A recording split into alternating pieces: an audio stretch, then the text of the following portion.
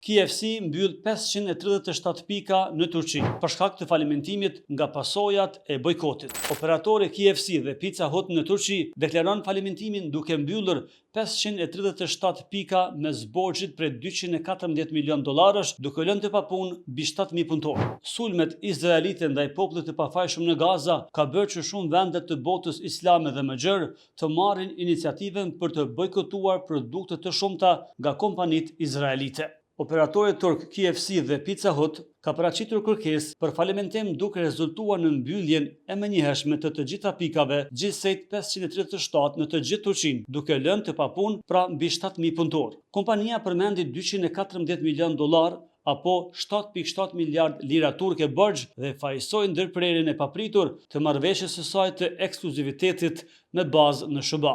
Kompania u zgjerua me shpejtësi nga 138 pika apo vendodhje KFC dhe 58 pika Pizza Hut në vitin 2020, duke u rritur në 537 pika deri në vitin 2024. Punonësit e KFC protestuan për pagat e papaguara të muajit janar, të cilat paga u premtuan që do të ekzekutohen në muajin shkurt. Pushimet nga puna janë duke u zhvilluar sipas ligjit të punës së Turqisë, me pagesat e pushimit nga puna dhe të lejes të mbrojtura ligjërisht. Raportet tregojnë një rënje prej 40% të shitjeve KFC në Turqi lidhur me bojkotimin e konsumatorëve të markave perëndimore që perceptohen të kenë lidhje me Izraelin për shkak të sulmeve në Gaza. Sipas raporteve të mediave turke, bojkotet e konsumatorëve që synonin markat perëndimore mbi veprimet e Izraelit në Gaza ndikuan ndjeshëm në shitjen e KFC në Turqi, duke e pruar kështu në kolaps total këtë kompani të njohur botërore.